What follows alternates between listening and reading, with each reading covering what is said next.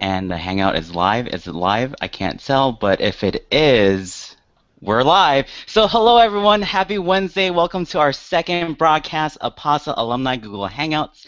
I am your host, the Alumni Relations Chair for PASA Network, Arlen Mendiola. So again, the way this works is that each month on the first Wednesday at 12 p.m. Pacific Standard Time, I'll be hosting a panel of PASA alumni through the use of Google Hangouts. So each time we'll be talking about a specific topic that was voted on by current PASA students. So today we'll be talking about conferences. It is my hope that through the use of Google Hangouts, I'm creating a platform that allows our PASA alumni to share their successes and knowledge with current PASA students, as well as other folks in the higher education community. And what the beauty with this is that after the broadcast is done, it'll become a YouTube video. So here's a rundown of what to Google Hangout. In about a few moments from now, I'll have our alumni introduce themselves. After intros, we'll have a conversation around the questions that PASA students submitted prior to this Google Hangout. And after the discussion, we'll take live questions from our viewers online. We'll then conclude with our final remarks. And so today we have four wonderful alumni here. So without further ado, I'll have our alumni introduce themselves. So name, year that they graduated from PASA, your current institution, your current office, your position, and what do you do? So I'll have Brianna take it away. Okay, I might need some reminders. But my name is Brianna Moffitt, and I just graduated in May 2014. And I'm now working at UCSB as an Assistant Student Leadership Coordinator, so I work with our Residence Halls Association, Tenants Association, Graduate Student, Community Council, all these crazy acronyms. And there were other things I'm supposed to tell you. What do you do? What do I do in life? Like, that? What does my job title actually mean? Yeah. It means that I get paid to hang out with all of our amazing students. Technically, I'm under residential and community living, which is not under student affairs here at UCSB, but it's under like separate operations housing. And then within that, I'm in residential leadership programs, so we work with all of our students and residents who are leaders. That's for the best. Thanks. All right, how about Dan? You introduce yourself. Sure. Hi everyone, my name is Dan Hirsch, and I'm a PASA '09 graduate with the one and only Mary Bramley, who you're going to meet in a minute. I currently work at Colby College, which is in Maine. It's a small school of about 2,000 people, so my title is, I just started in January, is Associate Director of Campus Life, and that encapsulates a lot of things. My primary responsibility is working with our hall staff, but we also, our office works with student leadership, outdoor ed. We send our entire first-year class out into the woods of Maine for an outdoor experience when they're here for orientation, and housing and residence life and all those pieces together in one small office. Like I said, I just started here in January. I was at Grinnell College in Iowa before this as a hall director and assistant director of residence life, both small private liberal arts schools. Thanks, Dan. Jana, how about you? Hello, everyone. My name is Jana Bernstein. I am currently a residential life coordinator at the University of Nevada, Las Vegas. So if any of you are out, come out and visit me.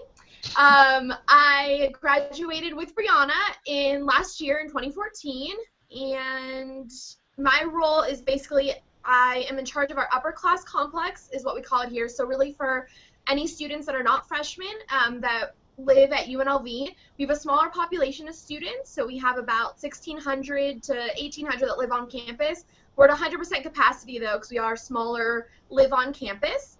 And I have 8 RAs that I currently supervise, including our complex council and working with our RHA and NRHH. And what else do I do? Working on a few different aspects in regards to just helping out across the campus. We're a very collaborative campus, so if we're involved in one department at UNLV, then we're involved in really all of our campus life cluster, as we call it, and we'll talk about more later, but yeah, that's me. Great. All right, Mary, how about you introduce yourself? Hi, I'm Mary, and I graduated in May '09. Dan said, I can remember. It wasn't that long ago. And I work at Virginia Commonwealth University, and I've been here for 5 years. So it's the only university I've worked at since graduating. And currently I'm a conference and events coordinator. And so what I do is more of the events logistics. So I get to work with residential life, housing, the student union, dining, just pretty much all the components that help make events and conferences happen on campus, and putting that all together.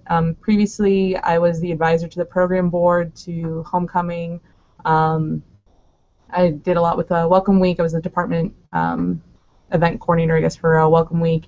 And before that, I worked in undergraduate research coordination, so getting undergrads interested in research on campus and helping them find internships, whether it be on campus or across the country. And so it's been a lot of fun. Great. Well, thank you all for your wonderful introductions. So for our viewers, or right now our one viewer, as you're hearing us talk, feel free to submit questions within the question app on our Google Plus page for this event. So let's just start off the conversation with, what conferences do you all attend frequently? What was the most recent one that you went to? And also, what's your process been like in assessing whether to attend a particular conference or not? So anyone can take it away. I guess the most recent conference I've been to is ACUI and ASTI, and both of those conferences, where there is some of the student affairs aspect, the big piece of it has been the facilities and operations, and as my career has gone more in that direction, those are the types of conference that I'm looking for, are the conferences that I guess go with what my current career path are, and when I decide if I'm going to attend them, so I still look at NASPA as I'm still a member. So when I look at that conference, I look to see if it has still the things that I was passionate about when I first started in PASA, and the things that I learned that I was really interested in, and the research that I maybe hope to one day start doing again, is to see what types of speakers will be there, and if there's a focus for the conference, if it's something that interests me, and then where it's located, if it's if it's a regional conference, or if it's things like webinars. A lot of times those are a little bit cheaper, sometimes free, so I look into being able to attend those and to participate, just to stay active in the community. Oh, Mary, could you expand on the acronym that you just used, in case our viewers aren't familiar with these professional organizations? So ACUI is the Association of College Unions International, and ASTI is the Association of Collegiate Conference Event Directors International. Thanks. Yeah. I can go next. I attend the regional and the national NASPA conference every year. I think the reason I do that, there's a lot of other great conferences that are more specific towards a particular focus area, like Mary just talked about. But for me, because my job is so general on just things campus life based, that I appreciate having the wide variety of different topics all in one place. And so for that worked well for me. In the last couple of years, I've been responsible for advising a pub on campus and a coffee shop and RAs and the SGA, and I started men's programs at both the last institution I'm at and this one. So there's just a lot of different things going on when you work at a school this small as mine are. And I find NASPA to be really helpful for me in the range of that, but particularly the regional conferences, because they're so much smaller, and they're with people who see each other more frequently than once a year. So it's a lot easier to network. It's a lot easier to connect with people at smaller conferences. So the regional conference is a huge benefit for me professionally. Cool. I also rock the NASPA train. And so when I was in grad school, I chose to attend NASPA because I wasn't sure where exactly, what wheelhouse I wanted to sit in post-grad, and I thought that NASPA offered, the national conference offered a lot of opportunities for me to just dabble in different areas of student affairs and get kind of a snapshot of research that was happening or best practices that were happening so that I could be as well-rounded as I wanted to be when I left. And as I've started here and created my professional development plan, I kind of listed 3 major areas of focus that I wanted to pursue. And then under each of those areas, specific things that I will do to feel like I'm accomplishing something in those areas. And so I started to look at a lot more specific conferences this year. And so I'm hoping to go to a few more tailored to social justice and diversity initiatives, but I also will be at the Western Regional Conference, and I chose that because I really like teaching. It's part of the whole education thing. And so I've been applying to present at conferences, so I'll be presenting at the Western Regional, and I also applied to present at NASPA National, which I did last year, which I highly recommend that as you look forward to what conferences are coming up, and you're looking like a year out, which is kind of how far you have to look, that you consider yourself competent enough to apply to present. It's kind of an intimidating thing, but it was an amazing experience for me last year, and I look forward to doing it again this year. So for me, some of you might know, but I tend to attend as many conferences as possibly can. Now being in Nevada, it's a little bit different for me. I'm not able to attend as many conferences as I did in the past, but I would highly recommend just attending conferences in general. So the most recent one I would say is also NASPA. So Dan and Bree, we've all kind of seen each other there, and NASPA is a really great homecoming for alums and really getting together and postgraduate students. I was also a NASPA undergraduate fellow, so I kind of in a way grew up with NASPA, and I kind of explain it in that way. And so it's always been a really great experience for me to get involved and continue to make those connections at NASPA and see everyone there. I do tend to go more to the national conference because all of us are all over the place.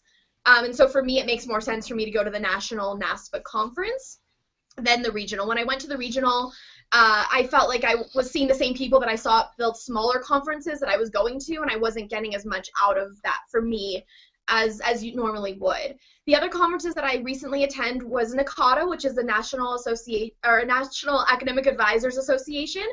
And so I recently went to that and presented at that because I'm still in between residential life and academic advising. So I've kind of been in between both of those fields, and I'm still trying to stay in both of those fields in a way, so staying involved.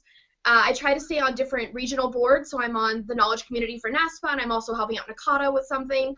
And then AIMHO is the other one that I'll be going to actually in November, and that's the Association of Intermountain College and Housing Officers, which is part of ACUOI, and that's what UNLV is a part of. So a lot of conferences coming up, and for me, it's really a time for me to gather information from where I'm at and getting more information of where I hope to be in the future, reconnecting with people, networking, and also presenting, as Brianna said, is a great opportunity. So I also submitted for NASPA this past year with friends from across the country and hoping to be able to present at NASPA as well. Cool. I actually have a follow-up question for all of you, and it kind of stems off of a little bit from what you shared about applying to present. And I think it's this whole time component of when you're trying to assess between conferences, do you actually look at the calendar year and see what's going on, being maybe I'll go to national this one from NASPA, or maybe I'll go to the regional one in NACADA because of cost or something like that. Because what I've been gathering a lot from current PASA students have been and I think it kind of feeds into the next question too, with grad students, they don't have a lot of resources necessarily to them, and so conferences, they offer a lot of great professional development, really knowing what the trends are and networking, but there's always that decision to make of I can't go to all of them right now because of my expenses. And so, how do we try to assess that? Do you all kind of look at the year round or whatnot? I think apply to everything. Apply to present at all the conferences that you can, because even if you don't get the opportunity to go, it's still a great honor to be accepted, and that's something that you can still put on your resume or CV, even if you decide not to attend that conference. But if you have something that you can legitimately offer, it is a great opportunity, and so I feel that you should apply to as many as you can, especially 'cause it's actually a really big job. For 2 conferences have submitted proposals, and both got accepted. I could attend one, I couldn't attend the other. And so it's not really an easy task to put together, but if you have the time and the ability to, you might as well go ahead and put something together, even for a conference that you wouldn't think to go to. So one that I got accepted for was a transfer student conference, was how to engage transfer students into college life, and that wasn't something that I really did in my position, but it was something that I could lead a conversation on, and so I applied to it. I told them what I wanted to do, and they accepted it, which was awesome. Unfortunately, I wasn't able to go. Do you want me to start answering question 2, or We can follow everybody up else? on question 2, Okay. but I think just to re-clarify with my questions more so of like, it just made me think of when you're choosing between conferences, do you actually look more like 6 months past to really be like, well, I know this one's coming up, but then I have one next month. Do I choose to go to the next month, or do I save my money to go to the other one? Like, what's your, like, if any of you have any process or like kind of question that you ask yourself? So I did the PASA program part-time, which means I was there for a whole 3 years, and it was fabulous. And I actually looked at the NASPA National Conference schedule for my whole 3 years. So my first year was in Arizona, cool, it was close, I could rock it, it was awesome. My next year was in Florida, I was like, ooh, that's going to be a little sketch, but I decided not to go to that one because I wanted to save my money so that I could go to TPE in my 3rd year. So I definitely looked, at least for my whole PASA experience. And now that I'm in this position, I looked out another 3 years and said, okay, it's going to be here this year, there that year, looking at all the other conferences that I want to attend as well. And then if there's, because, traveling is just so expensive, if there are so many opportunities that are so far away, again, looking at, okay, what about NASPA drive-ins? Because you can present at those, you can attend those, they're much closer, especially with us being in California, with you all being in LA, things are so accessible. The Western Regional Conference is in Anaheim, which is very, very close. It's coming up in November. So there's a lot of great opportunities because there are so many schools in Southern California, a lot of great opportunities right next door. Great. Does anyone else have anything to add to that or share? I would say for me, I ended up looking a lot at the scholarships for it, so that was kind of what made a lot of the ideas for me if I was going to go to a conference or not, and if I was able to apply to those scholarships. So for me, I knew at that point that I wasn't going to be going to the regional for NASPA, but I did want to go to the national, so I started looking and researching where I could get those funds from. USC has the graduate student government, and so you can do different opportunities through GSG, which was amazing. We were able to get a lot of funds through there. And if you present, it's even better to get those travel funds from GSG. And so that, for me, was kind of what helped out. For the NACADA one, it kind of fell into my lap a little bit. And we definitely, with the advising office that I worked at, we decided that we wanted to present at it. So that was how we kind of figured out that we would be able to do those funds, and the office was able to assist in that process as well. So not necessarily where Brianna was, we're planning out three years in advance, but also still thinking of what's going to make the most sense for me, and job-wise and financially kind of what made the most sense. And then Dan, I saw that you were trying to add in something. Yeah, sort of what we were just saying. I think I just want to echo that. I think a lot of it depends if you're trying to make choices around this, is defining your own goals. So if your goal is a network, then go to whatever makes the most sense for you. If that's NASPA, because there's a lot of people, great. If it's something regional, because you want to stay in the regional, do that.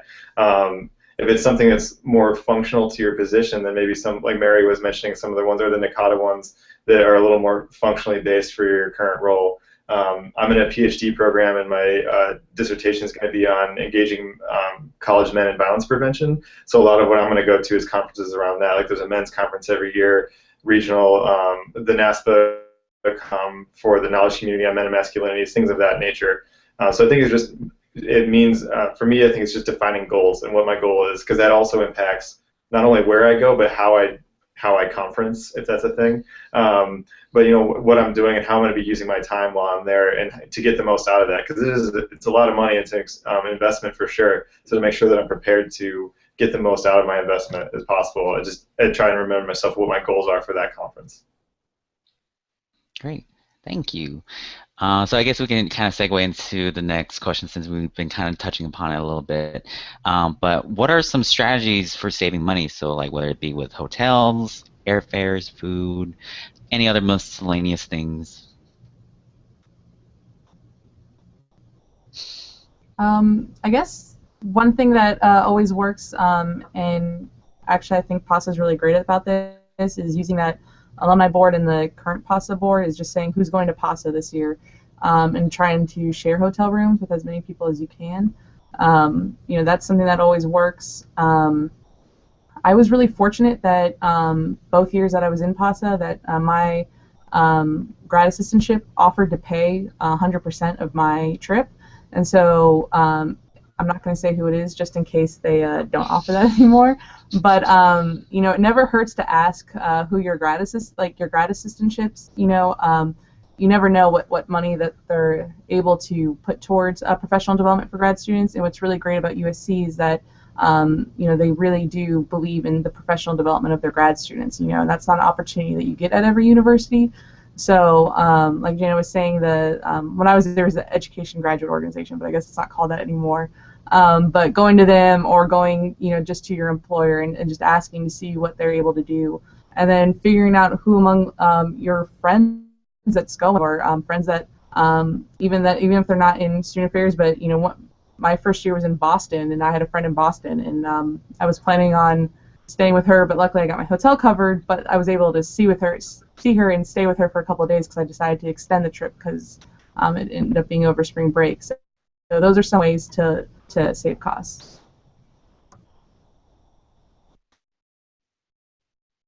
Cool. I would add just that I'm trying to seek out leadership opportunities because I think, like what Mary's saying, both for graduate students and earlier on in a career in student affairs, many employers, regardless of size of institution or department, are pretty eager and willing to support efforts to be involved in national leadership and have those leaders on their campus. So my first year at Grinnell in Iowa, I went to the regional conference, and there was an opening for the new professionals and graduate students and knowledge community representative for that region. And our vice president literally wadded up a piece of paper and whipped it at me to make sure that I knew to go apply for that. And so I guess that was him showing support. But so I did that, and then a year later I was asked to run for the chair, and I was the chair for 2 years. I'm currently in my past chair role, but there's a commitment that comes along with that, and that's being able to attend the national conferences. So I worked with my supervisors, and I said, you know, if I apply for this and I'm elected, can the institution commit to support my involvement in this? And it was an absolutely. And I think many people I know who are in leadership roles like that, it's an easier conversation if you're in a role rather than like, I'm going purely for networking, and not that there's not value to that, but it's a different conversation with someone who's theoretically going to be able to provide you some financial support for these endeavors. I would echo too, like as I mentioned before, definitely those scholarships. If it's the first time going to a lot of these conferences, they have first-time scholarships for you all to attend. So definitely look at all the different websites. NASPA has them, the regional conferences have them, other specific organizations have them as well, so definitely trying to find ways to apply for those, and then reaching out to each other as friends, connecting with them, sharing hotel rooms. A lot of us have done that in the past too, and some of us that are even maybe not in PASA anymore, you have friends that will be going to, really connecting with them, and some of them, one of my former supervisors, I was able to actually stay with her, and her school was paying for it, so we kind of were able to share those costs in that way. So really kind of asking and making those connections with each other to help one another out. And determining if it's a place you want to go to. Orlando, I had never been to Orlando before. I wanted to definitely see, kind of see Disney World and kind of be able to do all of that as well. So being able to kind of see both of those different conferences and seeing where the place is and what you're going to be able to gain out of that as well is definitely helpful. As far as the logistics of booking flights, there's a lot of interesting studies out there about when flights are cheapest, and there's so many different websites you can use to find good rates, but not booking it during the hours of 9 to 5, I hear, is a really good way to get cheaper rates. That's what I do. There's also days of the week. There's really interesting articles out there. You should Google it. Also, I usually try and get a cheaper hotel that has breakfast included, so I always found that I'm the kind of person, there's different kinds of conference people. There's kind of conference people called the sessions, and they're like, this is what I'm going to do, I'm going to session it up, and there's conference people who I think are more like, oh, I'm going to network and go to the socials and like go to like a couple key sessions during the day, but make sure I have time to like schmooze and do my thing. And I think that depending on like the kind of conference person you are, will help you determine what kind of accommodations you need during the conference, which will also play into the cost that you should be saving for. But continental breakfast for me as a session person is totally a win. Great. for me, I think one of the things that I did this past semester was that I actually took out a little bit more out of my loans because I knew I wanted to go to more conferences this year, and I figured like, well, like $100 or $200 more that I'm gonna have to pay back because one of the things I really took away from NASPA's NorCal Drive-In this past year at Berkeley was this one senior level administrator was sharing how, like, you know, if you don't invest in yourself, who will? And so I thought, like, well, if I don't really know a lot of resources, like, well, I'm still going to make the time and effort to invest in myself and invest in my professional development. And I know it's going to be very different for other folks in different situations, of, especially when it comes to loans, of like, yeah, maybe I could take it a little bit more, or I can't. But it's just a matter of, you know, checking in with what you have and what's out there and capitalizing on it. So with that, we'll transition into the next question. So after choosing to go to a conference, how do you prepare for it? What items do you think would be good to bring? And what are good, cheap sources for business cards, especially for those who may be in GA ships where their office can't necessarily provide them with their own business cards? I think, so as far as business cards at USC are concerned, I'm fairly certain you can pay $15 for a box of like 500 cards. That's what it was in May. I don't know if that's changed. Even if your office, because my office never provided it for me, but I always got business cards from USC. I bought them. And I also, Moo.com, thanks to Amanda Baker, love that place, made cards just for the conference with my personal information for when I was presenting. It was like a handout and a business card in one, and I felt like it was really effective and got a lot of people to contact me after the conference based on those cards. Do you bring any other things? Brianna? I was saying, I know that was just one part of the question. I'm trying to figure out what else I missed. We can come back to you if you want. Yeah.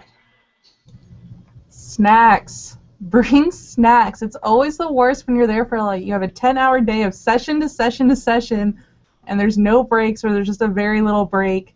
And I don't know, I always forget it, and then I think about it. It's also a great way to save money. So when I go to conferences now, I do get a per diem, but then I also try to bring like a granola bar, so that way I don't use my breakfast per diem, so that way I can save that money. It's a great little trick, and you should try to do it. When I prepare, how I prepare for a conference, especially when I'm at the conference or if you have access to it beforehand, I'm definitely one of those session people that I try to go to session to session to session. That's actually a really great way to think, because I do know the schmoozers and I'm the session person, is that I look at the conference booklet and I highlight everything that I want to go to, and then I try to fit it into, or circle it in the booklet, and then I look at the calendar and of the day and try to plan where I'm going to go. And if the session's really, really packed, you know, then I already know what my backup session that I'm going to go to is, and I'm already prepared that way. Another thing I always make sure I bring with me is, you know, a notebook at the end of the day. Most conferences provide you with something that you can write on, but just so at the end of every session you can write down a lot of the great ideas that you get, so that way you don't forget anything when you come back. Business cards are definitely key. If you're not necessarily looking for jobs at that time, I've never really found it beneficial for me to bring a resume or cover letter, but I mean, definitely if you're there looking for a job, you should have it available. Even if you're not looking for a job, you should just have it available somewhere, even if you don't have, you know, you shouldn't be bringing 100 copies with you if you're just, you know, just going. And then another trick that I learned when I used to work in the student affairs office at USC, Dr. Michael Jackson used to write notes on the back of business cards that he received, so it's really important that you have a pen with you and on you at all times, so that way when you meet people, you can immediately, the second that you're done talking to them, write down anything that you learned from them, or just any information that you think would be really important, so that way when you go back to your post-conference and you go to email them, you actually have this business card that has all the information that you would want to remind yourself to talk to them. So, you know, knows about a job at this institution, or is going to set me up with this, you know, with this person, you know, to talk. You know, you want to make sure you have all that information readily available, and it's great that you can just write on the back of business cards.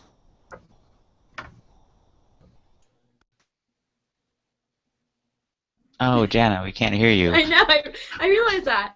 I would say for me that I definitely make sure to bring a comfortable walking shoes, so I'll bring my heels, and then I'll also have a pair as I'm walking back and forth between the conference halls or to the hotel or wherever else.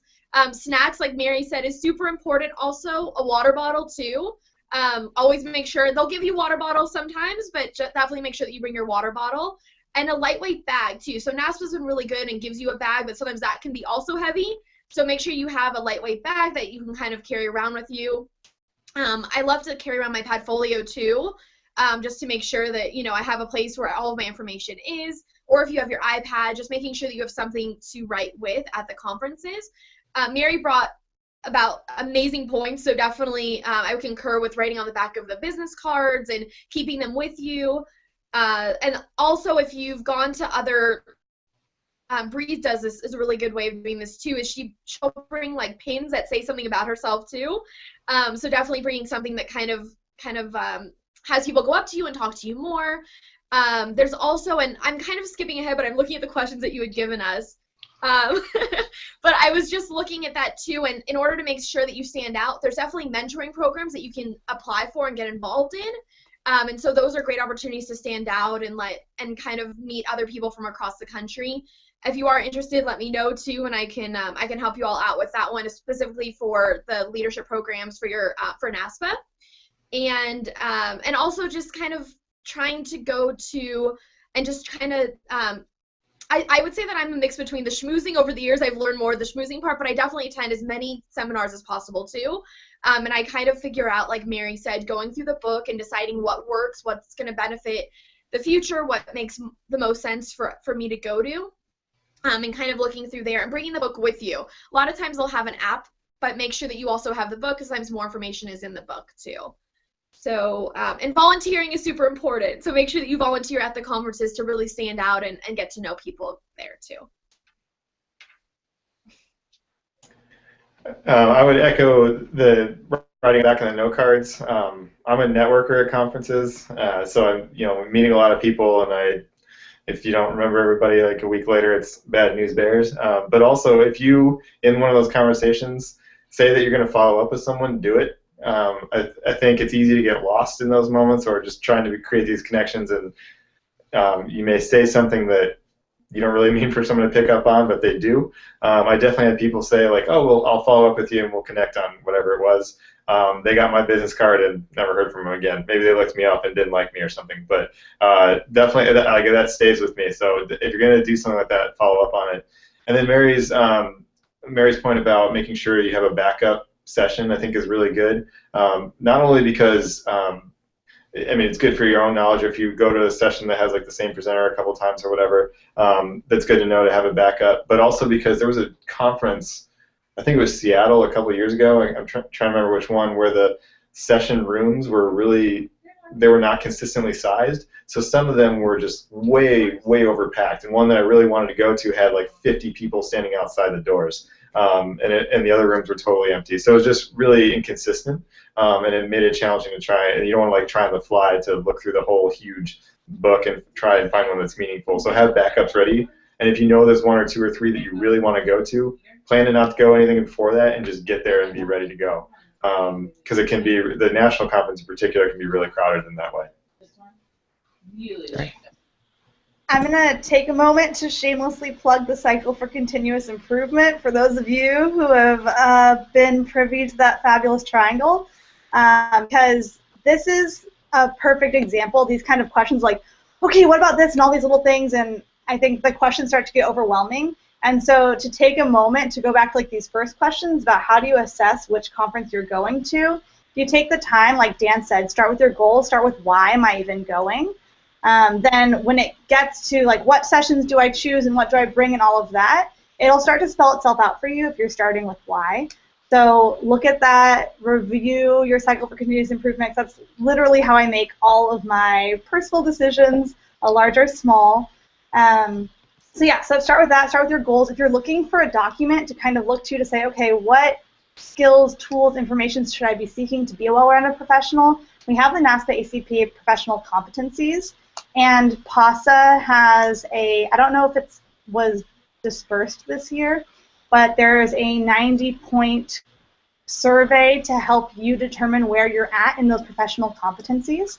And so you can always take that, look at that, and figure out, because at NASPA, all of the sessions they tell you which professional competency it's correlated with. And so you can look, okay, where do I need more development? Maybe I should approach those, and make sure you have either a balanced schedule, if that's the why of why you're going, to become a more well-rounded professional, or a focus schedule if that's why you're going, or a little bit of both. Also, I like to have a conference buddy, and so if there's 2 really, really cool sessions, I nerd out at these conferences that are happening at the same time. I usually tag team with someone. I'm like, okay, you're going to that one, I'm going to go to this one. We're going to get together at lunch and talk about what you learned and swap stories, and it's going to be great. So I found that to be really fun.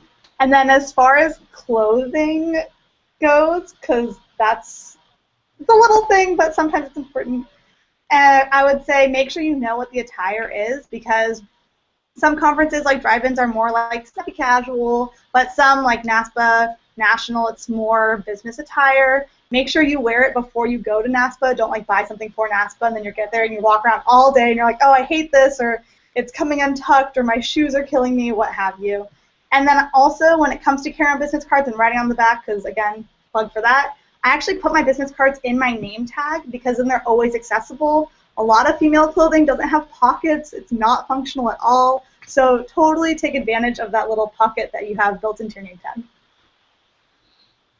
Great. I definitely echo on the whole food part, especially because when I went to the NASPA Multicultural Institute last December, I didn't know how to necessarily prepare for a 3-day conference, and I didn't know how often I got hungry. So after the first day, I made sure to get snacks, and so I totally echo that as well as everything else that you all said. I especially love the whole comment that you just made, Brianna, about putting your name or your business cards within your name badge. Like I never really would have thought about that. But yeah, let's switch gears and let's focus on being at the conference itself. So a lot to learn and also a lot to do. As graduate students, how can we make ourselves stand out to people that we network with? How do you balance with networking at the conference without seeming too overeager?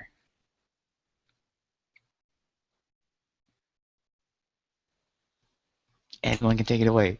I think I would just be cognizant of the dynamic of the conference in terms of, if it's a national conference, it's probably, if you're trying to connect with someone, odds are they're trying to connect with someone that they've only seen, since they haven't seen since the last conference. So just being aware of that, and that happens pretty early on in the conference too. If it's regional, someone was saying earlier that regional conferences tend to have people who know each other a little bit better. So that's less of an issue, and it's easier to tap into one person's network and then use that than it is to create your own entire network from scratch. I know someone who went to his first national NASPA conference and thought it was successful because he had a stack of business cards of people he met about that tall. It was like seriously 3 inches tall. I doubt that he's connected with any of those people.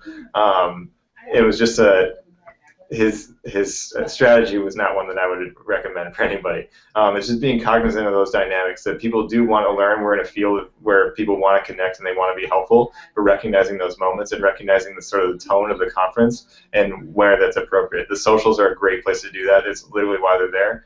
So take advantage of the socials. They're all at like one time for NASPA. There's a lot of them that are all at the same time. Bounce around. That's what's happening. And take advantage of those times that are set up for that reason.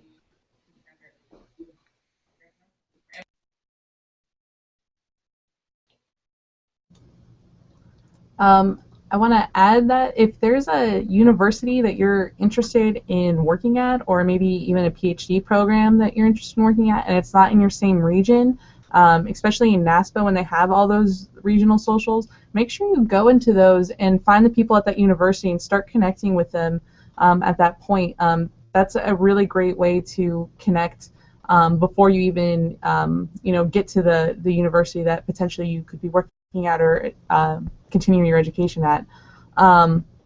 Also, like for me, I came from Virginia to California, so definitely 2 very, very different regions. So at my first NASPA, I made sure to go back to the region that Virginia was in and connected with some of the people that I knew from my undergrad, and then they connected me with other people. And so definitely use that time, just don't get stuck, in the region that, just the USC region. Go back to where your undergrad was from, especially if it's a different region, and then also go to the other ones, like Dan was saying. And then, everybody's there, to help other people. I've always found that being at NASPA, everybody's really eager, especially for some of us, the younger professionals and graduate students, to get them more involved.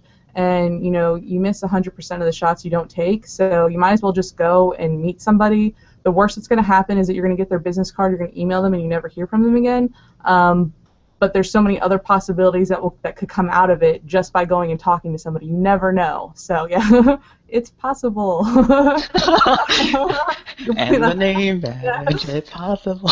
So you never know. So definitely take those opportunities. You don't want to follow somebody around because to every little thing that they go to, that is overeager. But going up to them at a social is totally normal and isn't weird, and that's what they're there for. And you'll find that a lot of the people that have been involved in NASPA for years are actually looking for the younger professionals to get involved and want to talk to them about what their career goals are.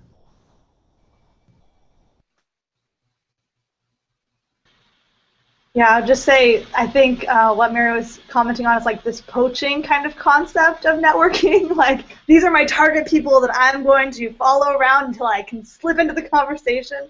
So I'd say be wary of that. Of course, if there are people that you're trying to network with or trying to meet, like, by all means to do that, but know that the person sitting next to you you could spark a conversation and a great professional relationship with them.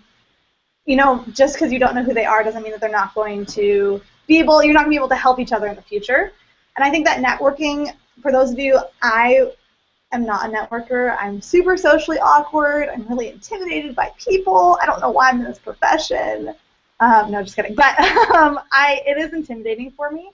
And I think that by getting involved before a conference, it can make networking a lot more natural during the conference. So if you're involved in a committee, there's so much stuff that happens nationally in student affairs via digital interwebs. So if you have been involved in those kinds of things, actually meeting someone at the conference can be a really natural first step to networking. And then, like Dan said, once you know someone or connecting with them and you're connecting them with your network and they're connecting you with their network, it can kind of spiral from there. So I'd say if you think networking is intimidating, start with the natural connections that, based on your why, you're there to make. I would just add, so I mentioned a little bit too about the volunteering. I think that's a great way to seem overeager that you're also helping out at the conference. Also, if you're into social media, there's the tweet up, so definitely going to the different parts of those conferences and meeting up with those people maybe you've seen on Twitter only and you'd love to meet up with them, and a lot of them sometimes are some of the higher ups that you can get to know. There's also different parts, as you all have mentioned too, as part of the getting involved in knowledge communities. So NASPA has something for the graduate and new professional. There's something called a consortium that you can apply to and get involved in that if that's of interest, and that was actually part of the knowledge community that Dan had chaired for a few years. And that's a great way to get to meet people from across the country that maybe you didn't know, and then your network's kind of expanding in that way and getting to know people from across the country. I mentioned before also there's the mentoring programs too. So when you see those, apply for them. They're really great ways to connect with people from other areas, and they want to help you out. So they're going to introduce you to others, and once they figure out who you are and what you're interested in, they'll definitely kind of tap into that, and then you'll bump into them 1,000 times, and sometimes they'll introduce you to people that you may not have known before. Reach out to your fellow PASA alums, your fellow PASA friends that might know people from across the country in different places. And if they're talking to someone, say hello to them. You never know who that someone is that they're talking to.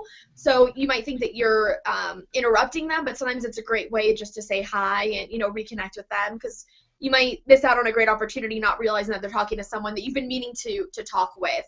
And I have had some people kind of tag along and kind of be with me at different points too, but it's kind of establish that relationship with the person and see what they want to gain out of it. A lot of those really setting those goals for yourself and talking and figuring out where that's going to be for you, and then from there determining what the best method is for you at the conference for that networking and If you are more introverted, taking that time for yourself to step away, but then also taking the time at the different sessions and the different socials to meet other people. Cool. Well, we're actually. Can I pop in real quick? I just want to say I have had my mind in NASPA National Conference because that's my nerd out moment major. But I'll say at day-long conferences, they also often have meals, like a lunch meal during the day. And so sit with someone you don't know.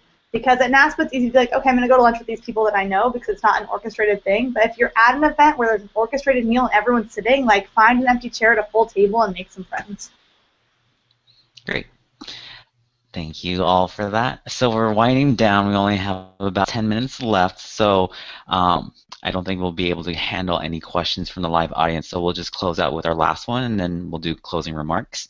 So our last question from our PASA students was, well, let's see. So I can only speak for myself where after attending a conference, I feel renewed and motivated to do some great work. Could you all talk a little bit about how do you close out your conference experience?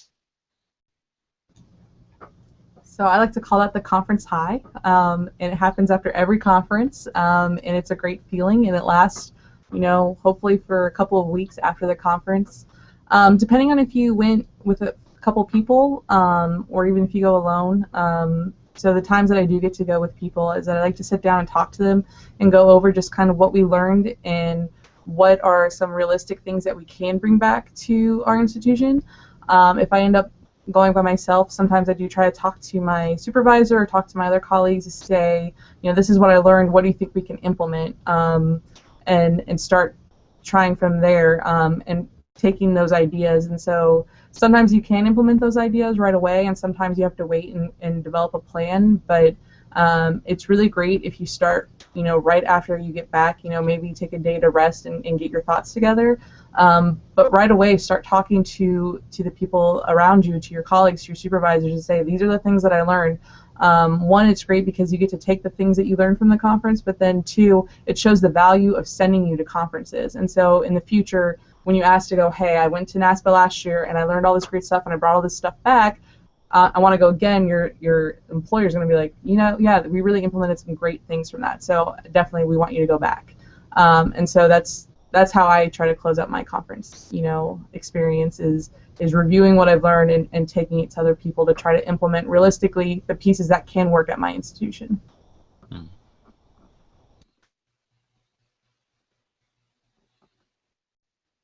Dan, would you like to go? Sure. Yeah, I would echo Mary's report back piece, and even if it's not something necessarily you can implement, engaging other folks in your institution or in your region about a conversation or about some topic and following up on that.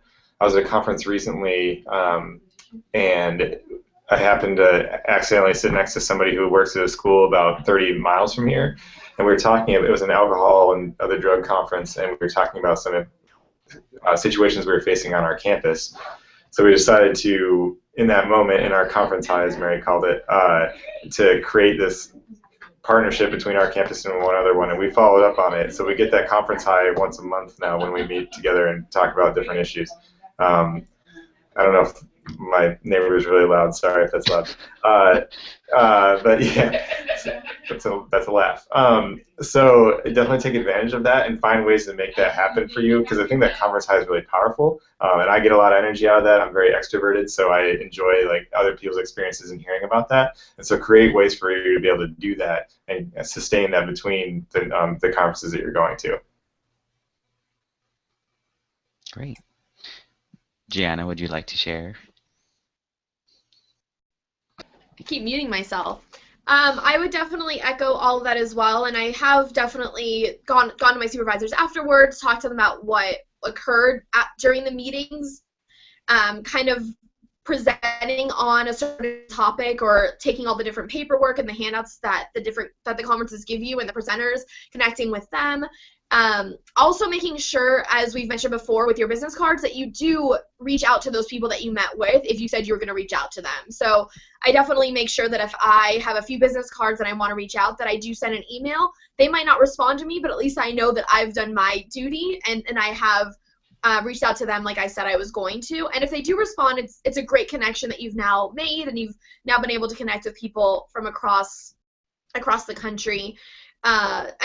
And really just kind of making sure that you are bringing it back to campus, as we call it, and trying to implement different things that you've learned and have those conversations and referring back to those conferences so that your colleagues and your supervisors know that it was a really meaningful experience for you, and it is worthwhile for you to continue to attend these conferences because you are going to bring back worthwhile information back to your organizations.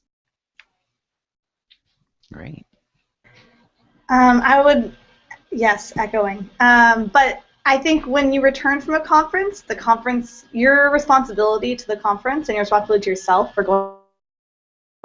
So you have a responsibility to follow up, like Jana said, with the contacts you've made, to follow up for yourself. You will have access, if you go to NASPA Nationals, to PowerPoints and handouts online and to gather those resources. And I found that when I was going as a graduate student, a lot of the sessions I went to weren't applicable to me. I wasn't in a position where I could, as Mary said, effectively create change in that realm right then and there. But I've archived it, and I've said, okay, 10 years from now when I am, in position X and I can, kind of bring this vision back, and maybe these are some ideas that I can jump from, of course, with hopefully in 10 years there are updates to that as well.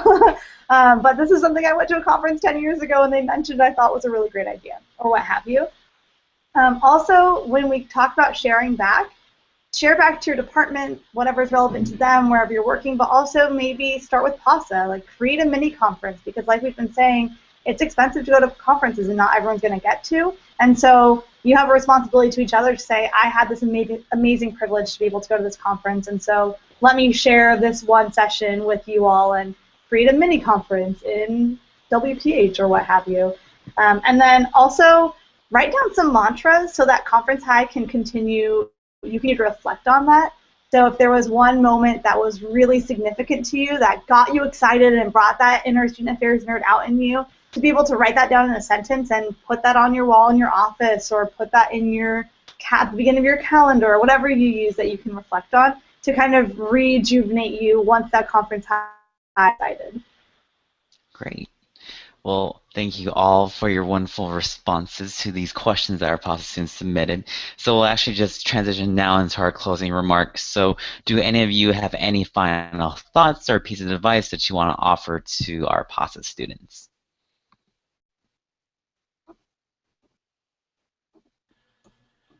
I can. I have two quick thoughts.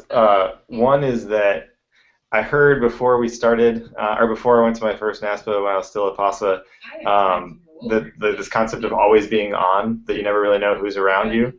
I did not appreciate how absolutely true that is until, just learning how everybody knows everybody.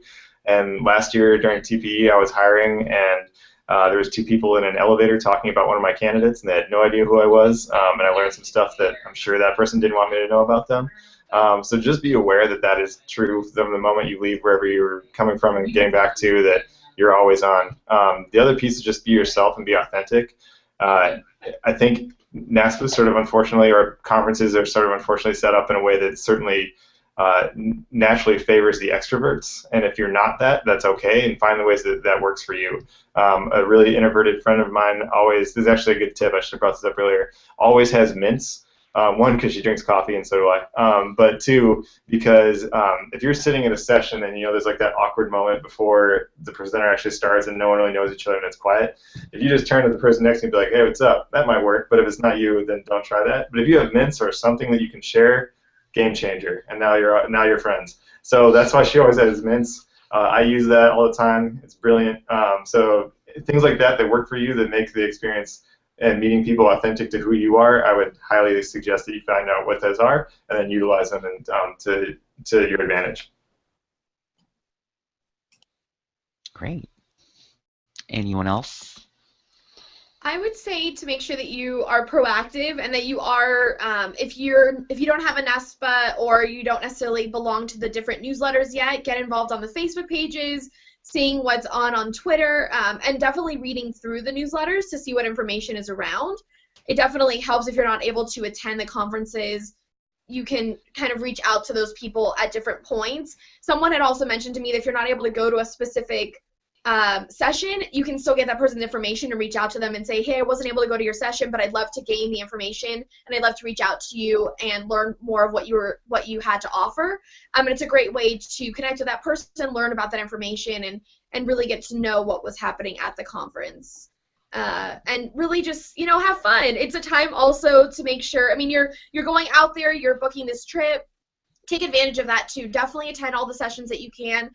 As much as possible, but also consider where you are and think of that time that it's also a time for you, kind of that you're stepping away from your graduate school work and also taking that time, to decompress and really just take that introspective time to just relax and figure out where you're at too, so that you're not overdoing it, because it is a time that sometimes you're always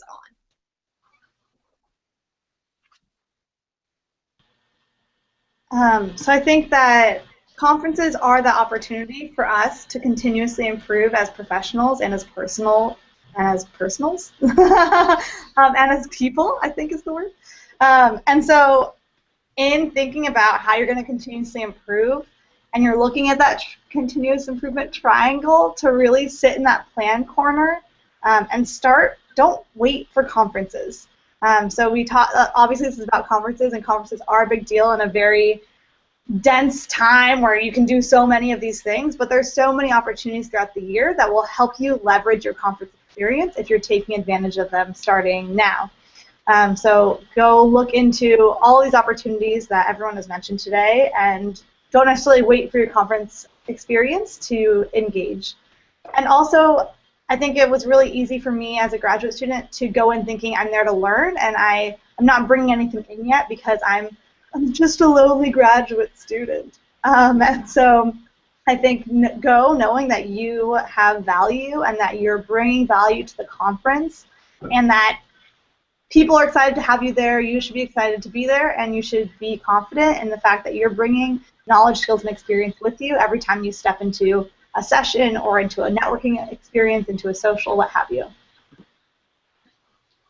Great. And Mary?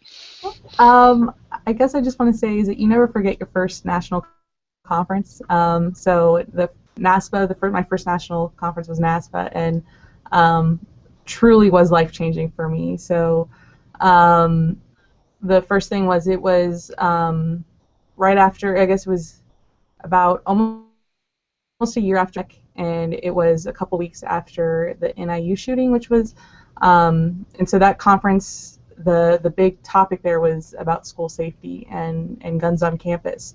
And Dr. Zenobia Hikes, who was the Vice President of Student Affairs at Virginia Tech, was the keynote speaker.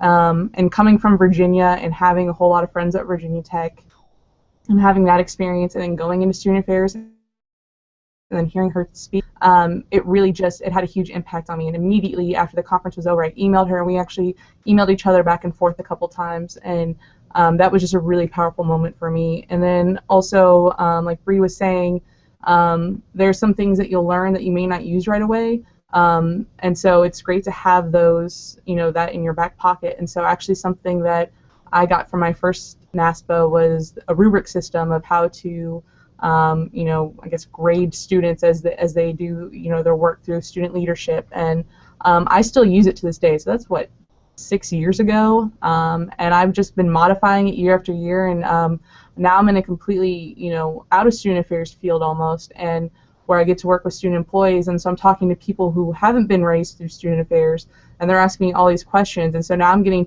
to be known throughout my region of how do we engage our student workers, how do we measure what they're learning, and encouraging leadership development. And off of a session that I went to that I almost didn't go to, 6 years ago, is something that, I still use to this day. And so that NASPA, it really did, have a really great impact on my career, and I'm still seeing the impacts of that conference 6 years ago now. And so I definitely suggest, if you can get to a conference, go to one, find a way, ask anybody who you have to ask you for money.